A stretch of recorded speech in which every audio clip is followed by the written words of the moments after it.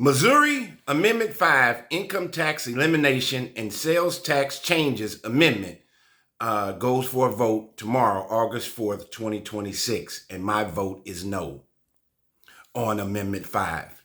Also, Wesley Bell, U.S. Congressman Wesley Bell versus Cori Bush. And my vote is Wesley Bell in tomorrow's primary. I am not being paid for any endorsements. These are my personal opinions. I'm an independent, not a Democrat or Republican. And I measure a person in politics and hold them accountable based on the power of the pen and how they legislate. I think with Wesley Bell being a former prosecutor and also an attorney, he has a stronger knowledge base on legislation, on policy making, on law making versus a Cori Bush. As we know, Wesley Bell was the preceding St. Louis County prosecuting attorney. So we have a little background on him. I did not know Cori Bush at all. And then almost like she came out of nowhere. But again, we have to look at the record. When I tell you all the time, we have to make our politicians or hold our politicians accountable for how they legislate and how they policy make. I don't know in Cori Bush's first term that she did very much of anything, let alone anything. I could not find a record of how many bills she was a part of or how many she passed. And remember, she was the congressperson before Wesley Bell, so it was her position to lose, and then she lost it. And now Wesley Bell is trying to complete his first term as a United States congressman from Missouri. And I just think personally that I'm not a huge fan of Wesley Bell, but I think if I had to pick the lesser two evils, I'm picking Wesley Bell. But let's get into this whole Missouri Amendment 5 that's going on the ballot box, or is on the ballot tomorrow. And I think this is a story that's important to everyone, Republican, Democrat, rich, poor, big corporate America versus individual, middle income, low income. I think this crosses all across the lines. And I think this is a situation where politicians, I tell you all the time, pay attention to your city, local, state politicians, your House of Representatives for your state senators, your Missouri Supreme Court. How are they legislating? And I think with Governor Kehoe, I think he's trying to pull the wool over the average Missouri taxpaying citizen's eyes. And I think he's trying to kiss up and make a full push towards big business, corporate America, and the wealthy. And you have to remember, I'm talking to you straight out of St. Louis, Missouri, which is a Democratic city. Your largest here in Kansas City, Missouri, both Democratic cities. But you have to remember, the state of Missouri is a Republican red state. That makes a lot of difference. So what does Amendment 5 mean? It's on the Missouri August 4th, 2026 primary ballot.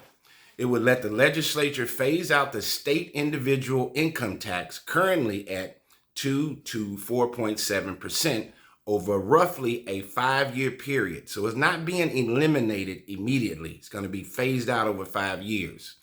Funded by removing constitutional limits on sales and use tax. So they're going to remove the income tax, and then how they're going to make that revenue up from that income tax, the Missouri state income tax.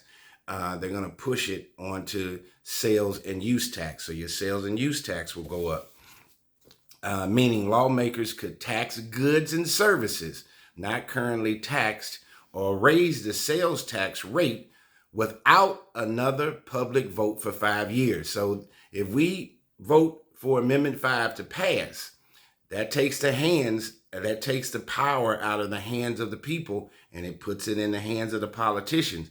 Because now if they get this 5 years, they could actually raise the sales tax rate without another public vote for 5 years that year. So you're giving all the power back to the politicians, whether they're Democrat or Republican.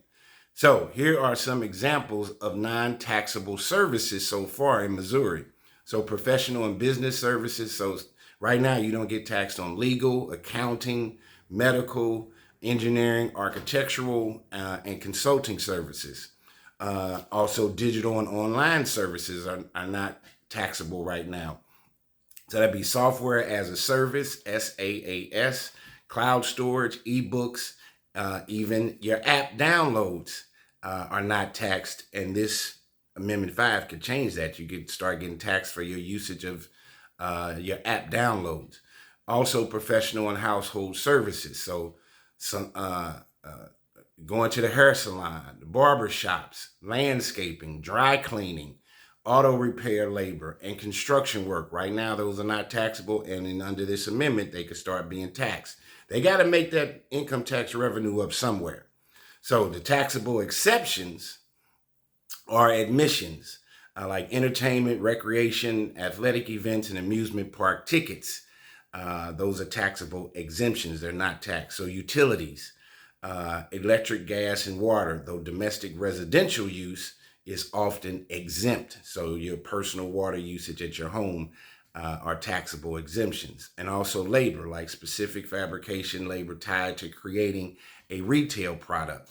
So those are, especially in retail, your food services, your grocery stores, your Targets, all that, buying school supplies, those could actually start to be have an increased sales tax if this income tax Amendment 5 goes through. They're going to make it up somewhere. So they're going to push the problem from the income tax, that revenue they were gaining. And if they abolish that, then they're going to send that over to your sales tax. And everything that's sales tax, everything that you're buying, there's going to be an added number applied to it.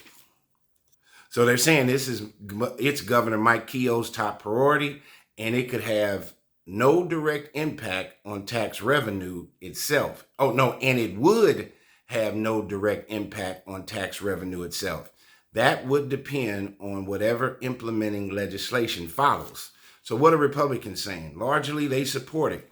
It had support from 90% of the Republicans in the legislature. Sponsor Bishop Davidson argues the income tax has hurt Missouri's ability to attract wealthy businesses and people. And Governor Kehoe and other supporters say eliminating the income tax will help attract businesses and workers to a state that struggles to do so.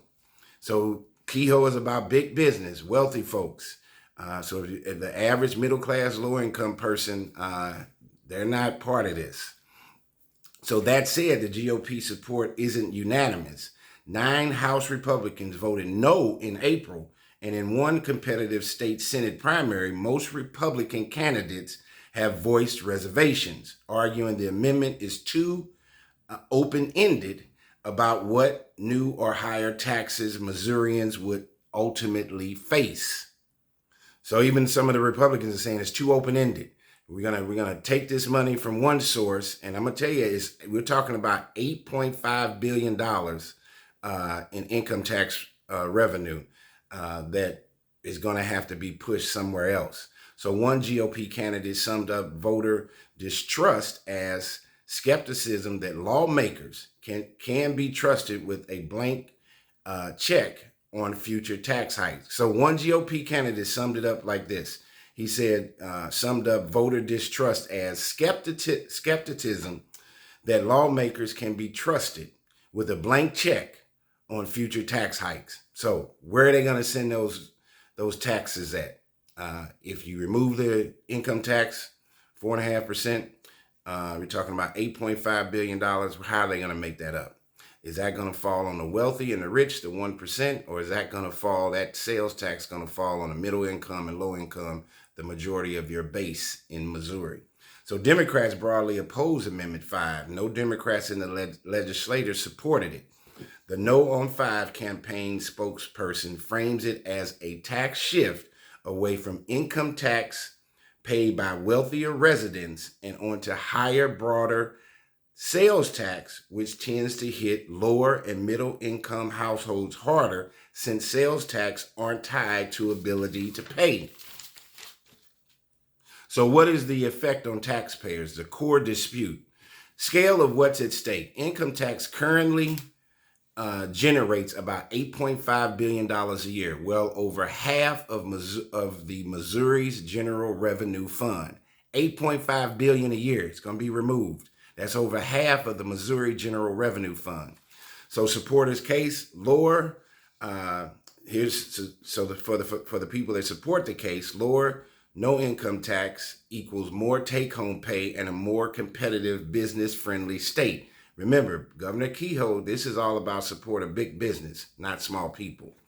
Opponent's case, replacing that revenue means significantly higher and broader sales tax, shifting the burden towards middle income and low income Missourians and retirees who are on fixed incomes. AARP Missouri specifically opposes Amendment 5. AARP, retirees 65 and over, oppose Amendment 5, calling it a bad deal for retirees who'd see taxes rise without a clear offsetting benefit. And here's the caveat. Even lawmakers don't need voter approval to eliminate the income tax in Missouri. They don't need voter approval. So the reason they're getting voter approval is so they can have that 5-year period where they can do whatever they want. Watch your politicians. Make them accountable in your city, county, local, and state. Make them accountable. So even lawmakers don't need voter approval to eliminate the income tax. They could already pass that law directly. So much of the fight here is over the sales tax expansion mechanism Amendment 5 would unlock without another public vote for 5 years. It's all about the power and how they can redistribute those funds and those sales taxes or those taxes into your sales tax. That's what this is about. So the legislature could eliminate the income tax without a vote, but it's about having that power, the power of the pen, to do what they want to do. So how does this, can they keep talking about comparing this to Tennessee? Tennessee is often cited as a successful no income tax model backers point to, and here are the key differences worth knowing. Tennessee never had a broad wage income tax to begin with. It only taxed interest dividend income via the Hall tax, which was fully repealed in 2021. So Tennessee did not have to replace a large existing revenue stream all at once like Missouri's trying to do. Remember, Missouri's current income tax generates $8.5 billion, over half of the Missouri General Revenue Fund. Tennessee compensates with one of the highest combined sales tax rates in the country. Tennessee has one of the highest sales tax rates in the country. State and local tax commonly around 9.5%, almost 10%. Missouri's situation is different in kind. It's proposing to unwind a tax that currently funds 2/3 of the General Revenue Fund in a single constitutional pivot, rather than never having it built dependent on it. So there's a distribution concern, and analysis from Income Tax Earnings and Pensions Act of 2003 projects the swap would cut taxes for the top 1% by roughly $40,000 on average, while middle-class Missourians with incomes between $50,000 to $80,000 would pay an average of $535 more.